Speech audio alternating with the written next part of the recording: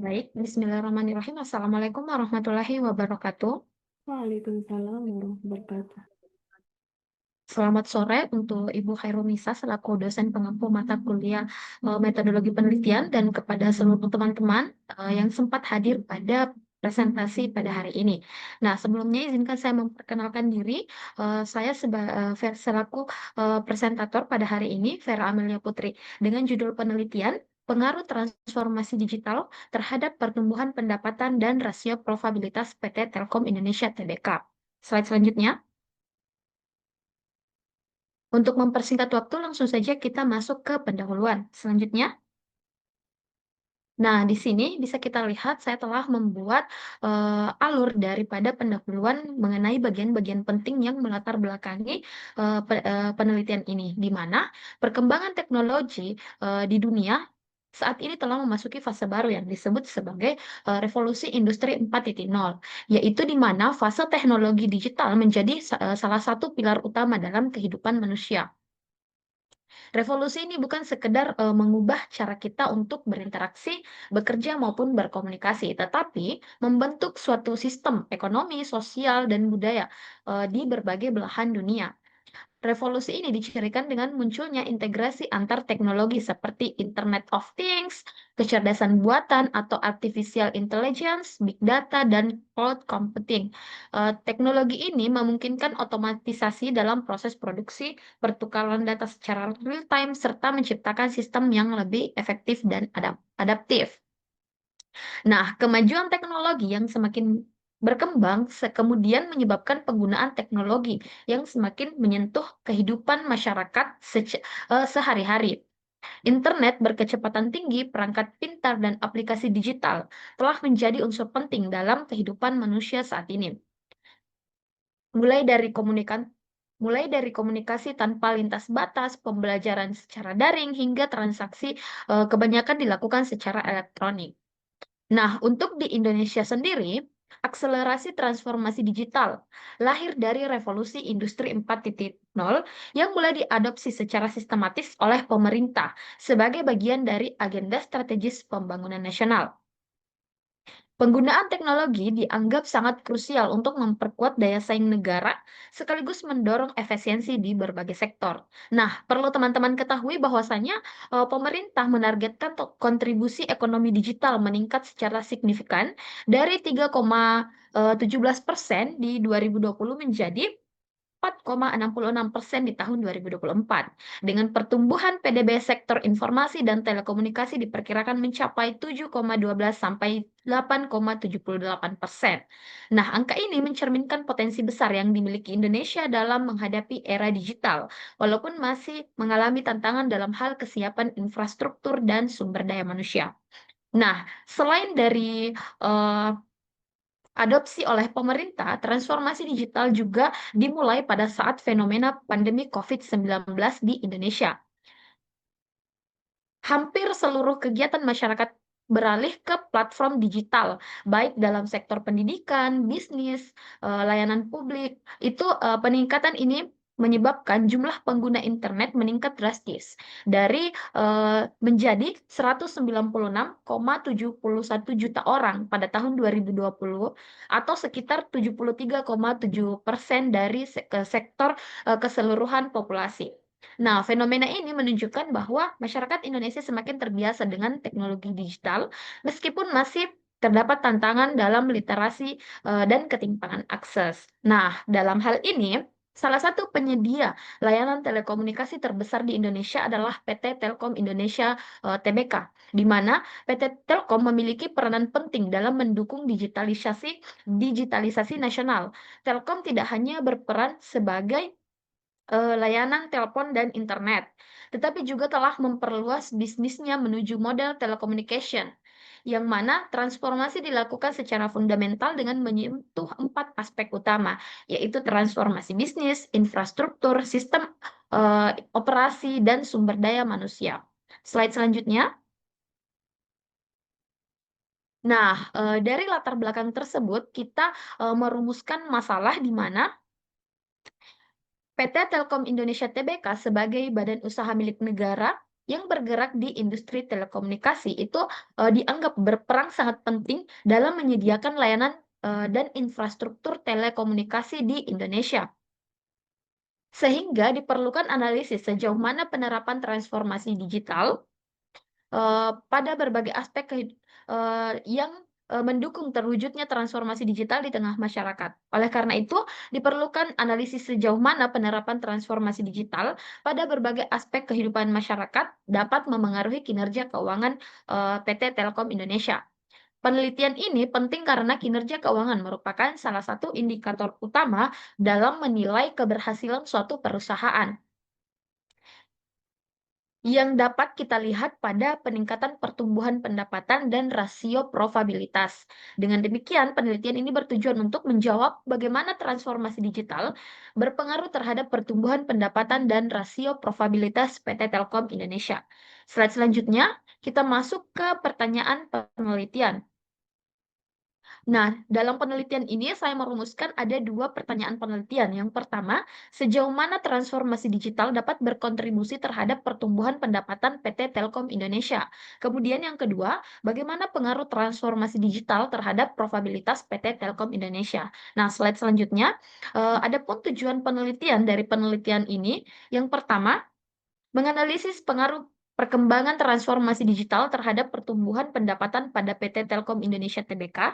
Kemudian yang kedua, menganalisis pengaruh perkembangan transformasi digital terhadap rasio profitabilitas PT Telkom Indonesia. Slide selanjutnya, adapun manfaat dari penelitian ini terbagi menjadi dua. Yang pertama ada manfaat teoritis. Nah, secara teoritis, penelitian ini bermanfaat. Yang pertama, dapat memberikan bukti empiris yang jelas mengenai pengaruh transformasi digital terhadap pertumbuhan pendapatan pada PT Telkom Indonesia Tbk. Kemudian yang kedua, penelitian ini diharapkan dapat memperkaya literatur akademik dengan menunjukkan keterkaitan antara transformasi digital dan peningkatan pendapatan serta rasio profitabilitas pada perusahaan telekomunikasi di Indonesia. Kemudian yang kedua ada manfaat praktis, di mana manfaat praktis ini terdiri atas tiga. Yang pertama, manfaat praktis bagi perusahaan, yaitu PT Telkom Indonesia itu sendiri, yaitu memberikan gambaran empiris mengenai sejauh mana perkembangan transformasi digital dapat meningkatkan pendapatan dan rasio profitabilitas bagi perusahaan, sehingga dapat digunakan sebagai dasar evaluasi dalam penyusunan strategi bisnis ke depan. Kemudian yang kedua ada bagi pemerintah, yaitu menjadi masukan dalam merumuskan kebijakan terkait dengan strategi digitalisasi nasional, terutama pada sektor telekomunikasi sebagai pilar utama pembangunan infrastruktur digital. Kemudian yang terakhir ada manfaat bagi akademisi dan mahasiswa, yang dimana penelitian ini diharapkan dapat menjadi referensi tambahan bagi peneliti selanjutnya terkait dengan transformasi digital dan pengaruhnya terhadap pertumbuhan pendapatan dan rasio profitabilitas perusahaan, khususnya pada sektor telekomunikasi di Indonesia di era revolusi industri 4.0. Selanjutnya kita masuk ke bab 2, yaitu tinjauan pustaka, di mana yang pertama terdiri dari kajian pustaka. Nah, untuk kajian pustakanya di sini saya mengambil 4 yang subtema yang menjadi hal penting untuk dibahas pada kajian pustaka. Yang pertama itu ada konsep transformasi digital. Nah, transformasi digital ini merupakan sebuah perubahan mendasar dalam cara manusia hidup, bekerja, maupun berkomunikasi yang didorong oleh kemajuan teknologi digital. Istilah ini merujuk pada peralihan dari sistem tradisional menuju sistem yang berbasis teknologi, di mana internet, big data, kecerdasan buatan, dan Internet of Things berperan sebagai elemen utama dalam perubahan ini. Kemudian yang kedua ada pertumbuhan pendapatan. Nah, pertumbuhan pendapatan merupakan aliran kas masuk atau peningkatan aset yang muncul dari aktivitas utama perusahaan berupa penjualan barang maupun jasa. Sumber utama pendapatan berasal dari transaksi penjualan, sehingga semakin banyak produk atau jasa yang dihasilkan, maka pendapatan juga akan semakin meningkat. Pertumbuhan pendapatan mencerminkan sejauh mana peningkatan pendapatan terjadi pada periode sebelumnya dan periode saat ini, sehingga menjadi alat yang paling efektif yang dapat digunakan untuk mengukur perkembangan bisnis. Kemudian, yang ketiga, Maaf, adapun, rumus untuk melihat pertumbuhan pendapatan yaitu, pendapatan tahun, T dikurang pendapatan tahun T dikurang satu dibagi pendapatan tahun T dikurang satu.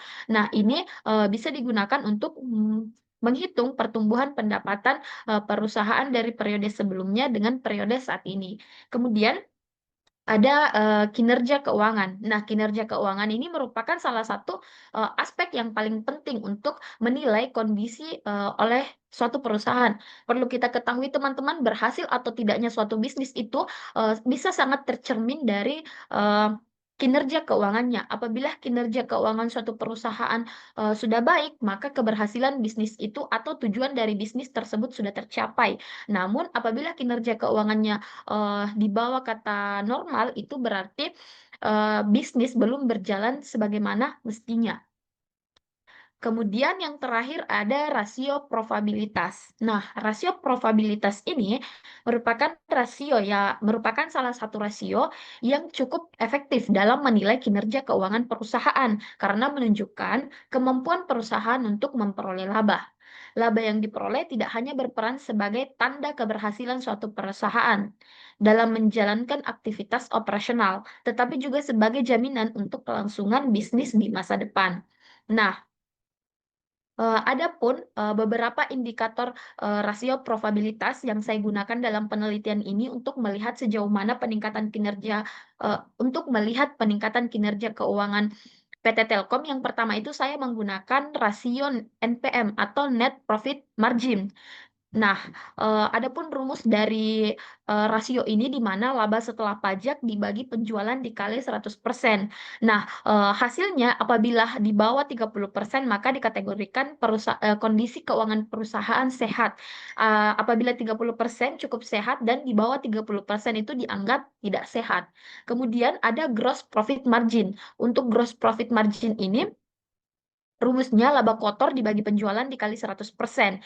Indikator penilaiannya sama dengan NPM tadi, yang apabila di atas 30% sehat, 30% dianggap cukup cukup sehat, dan di bawah 30% tidak sehat.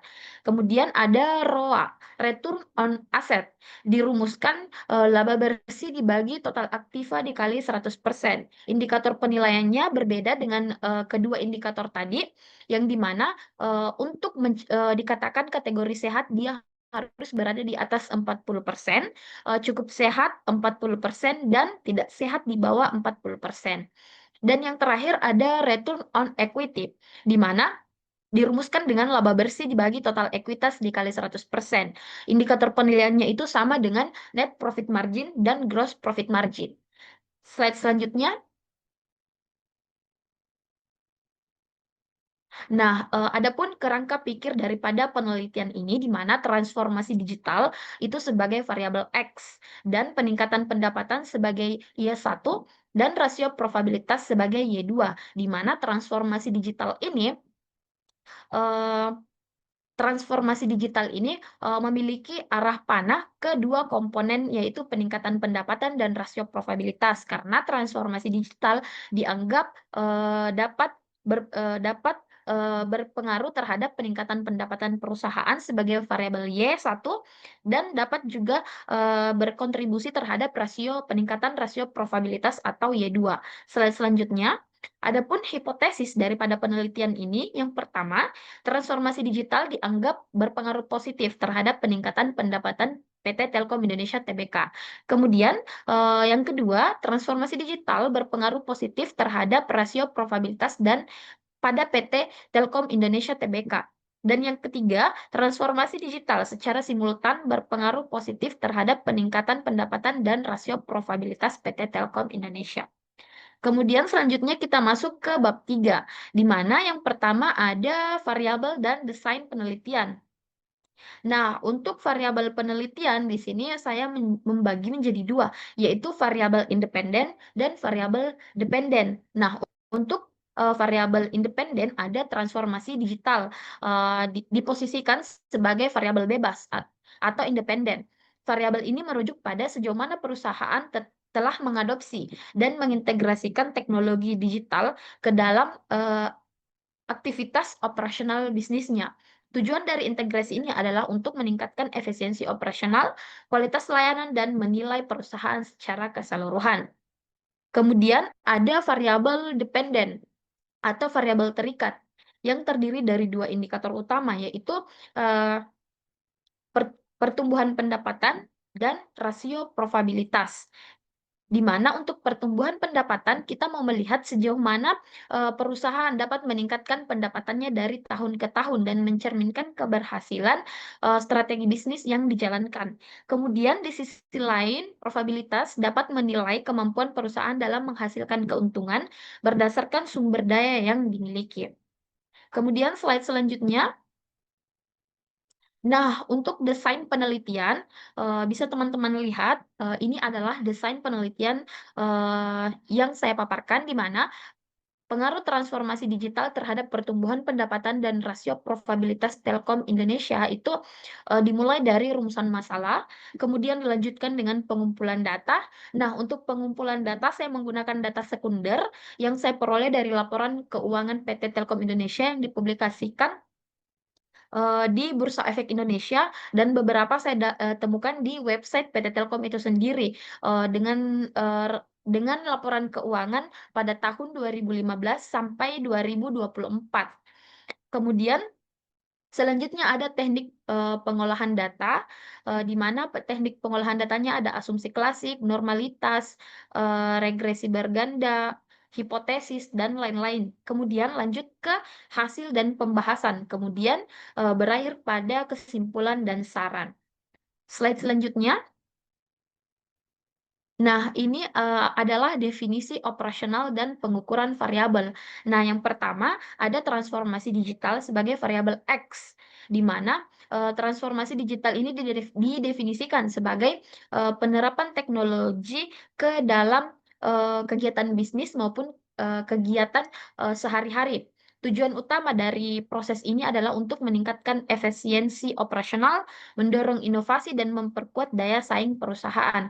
Adapun indikator yang dapat digunakan untuk mengukur transformasi digital, yang pertama, penerapan teknologi jaringan digital, kedua, inovasi layanan komunikasi berbasis digital, dan yang ketiga, efisiensi operasional melalui otomatisasi sistem dan digitalisasi layanan pelanggan. Kemudian yang kedua ada pertumbuhan pendapatan atau Y1.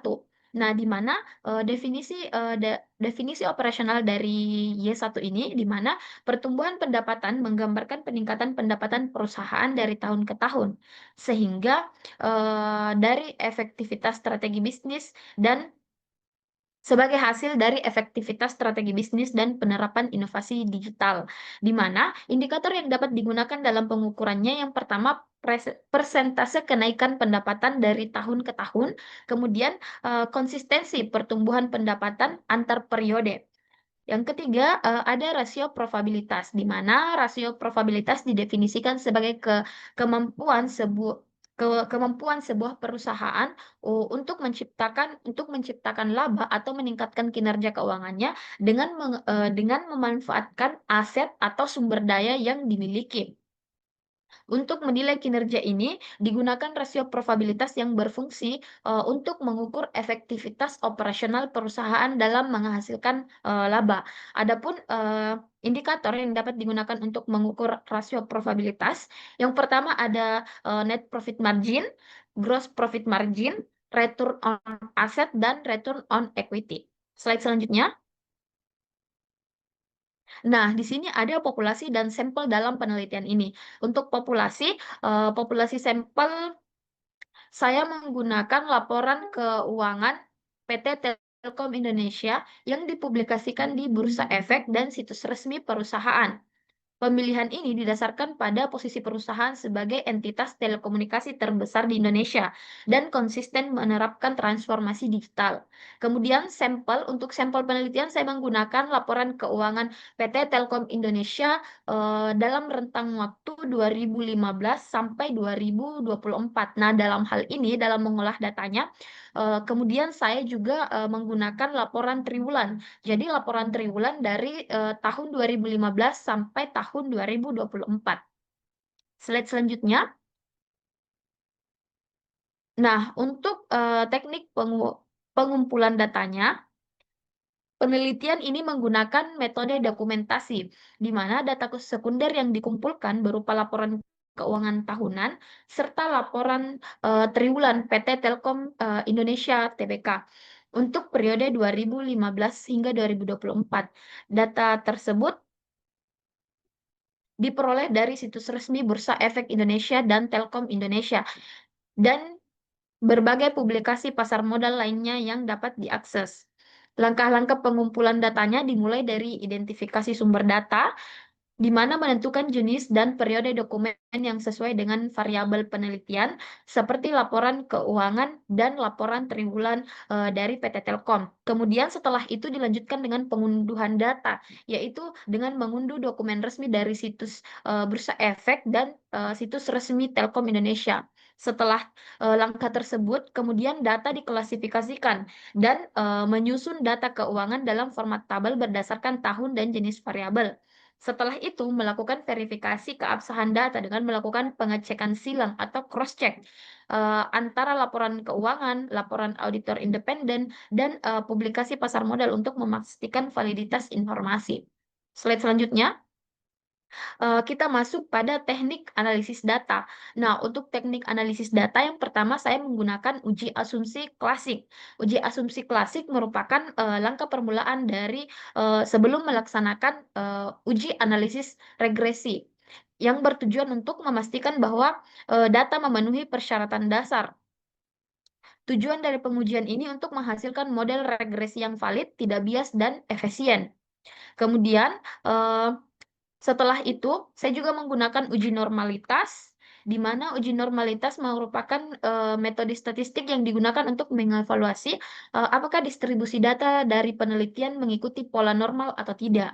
Kemudian ada uji heteroskedastisitas, di mana di sini memeriksa apakah varians dari residual model regresi bersifat konstan. Kemudian selanjutnya ada uji multikolonialitas, di mana berguna untuk menguji adanya kolerasi antar variabel independen. Dan kemudian selanjutnya masuk pada analisis regresi linear berganda, yang digunakan untuk mengkaji pengaruh simultan dari beberapa variabel bebas terhadap satu variabel terikat, sehingga memungkinkan untuk memahami kontribusi masing-masing faktor dalam model yang terpadu. Selanjutnya ada uji hipotesis, di mana uji ini dilakukan untuk menilai kebenaran prediksi tentang hubungan antar variabel populasi melalui data sampel. Kemudian uji ini terbagi menjadi beberapa. Yang pertama ada uji F, yaitu prosedur statistik dalam analisis regresi linear berganda yang digunakan untuk menguji secara simultan apakah variabel independen dan model bersama-sama memiliki pengaruh signifikan terhadap variabel dependen. Kemudian ada uji T, di mana uji T ini merupakan metode statistik yang digunakan dalam analisis regresi linear berganda untuk mengetahui sejauh mana masing-masing variabel independen secara individual berpengaruh terhadap variabel dependen. Dan yang terakhir ada koefisien determinasi, yaitu merupakan ukuran statistik yang menunjukkan seberapa besar kemampuan variabel independen secara bersama-sama menjelaskan variasi dan perubahan pada variabel dependen dalam model regresi. Slide selanjutnya. Nah, mungkin itu saja dari pemaparan materi saya pada pertemuan kali ini. Saya serahkan kepada teman-teman apabila ada pertanyaan terkait dengan presentasi hasil penelitian, saya persilahkan. Baik, Saudari Windy Indriani, silahkan.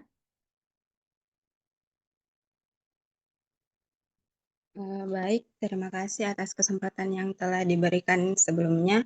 Jadi di sini pertanyaan saya itu, apakah hasil penelitian ini menunjukkan konsistensi dengan temuan-temuan penelitian sebelumnya yang membahas pengaruh transformasi digital terhadap peningkatan pendapatan dan profitabilitas di sektor telekomunikasi, baik pada konteks nasional maupun internasional, serta sejauh mana kesamaan atau perbedaannya dapat dijelaskan melalui faktor metode periode penelitian atau karakteristik perusahaan yang diteliti oleh saudari.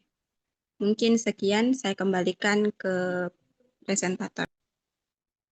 Baik, terima kasih Windy Indriani atas pertanyaannya. Yang bisa saya tangkap itu bagaimana konsistensi dari hasil penelitian saya dengan penelitian-penelitian sebelumnya yang sejenis.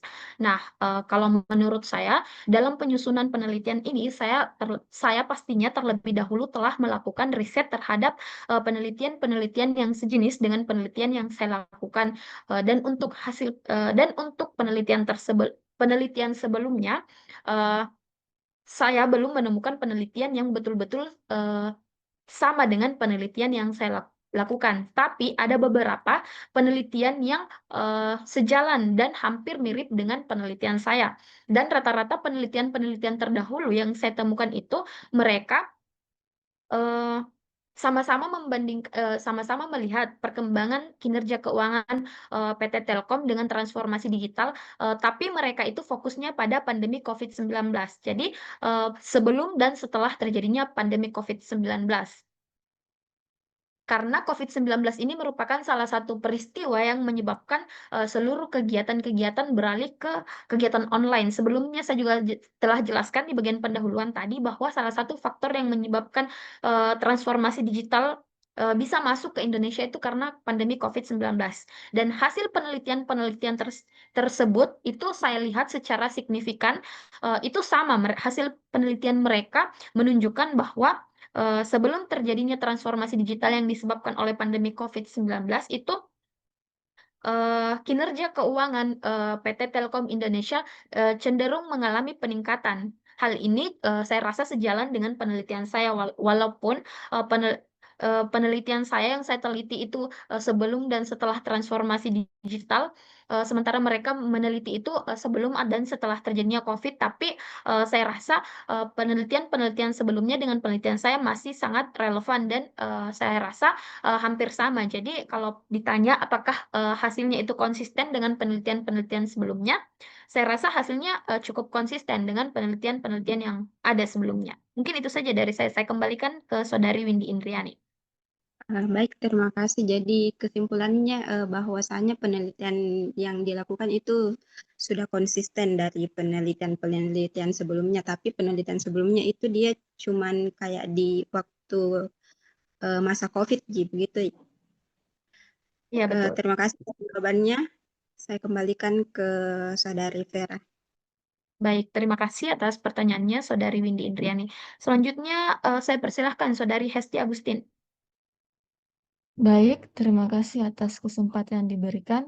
Langsung saja pertanyaan saya yaitu, menurut Anda, sejauh mana transformasi digital benar-benar menjadi faktor penting dalam meningkatkan kinerja keuangan perusahaan telekomunikasi seperti Telkom? Mungkin itu saja pertanyaan dari saya. Baik, terima kasih atas pertanyaan dari Hestin Agustin. Yang bisa saya tangkap itu eh, sejauh mana transformasi digital dapat dikatakan betul-betul memengaruhi peningkatan kinerja keuangan dari PT Telkom. Nah, kalau menurut saya, hal ini sebelumnya telah saya jelaskan di bagian pendahuluan, namun mungkin masih saya jelaskan secara garis besarnya saja. Jadi, eh, transformasi digital ini mengharuskan seluruh elemen-elemen masyarakat itu menggunakan digitalisasi. Nah, apabila kita ingin menggunakan aplikasi-aplikasi digital, seperti misalkan kita ingin berbelanja menggunakan Shopee Food, kemudian yang dulunya kita bayar pakai cash beralih ke QRIS, itu salah satu hal-hal sederhana yang menggunakan digitalisasi. Belum lagi hal-hal besar lainnya. Jadi digitalisasi di Indonesia itu menurut saya saat ini sudah mulai berjalan.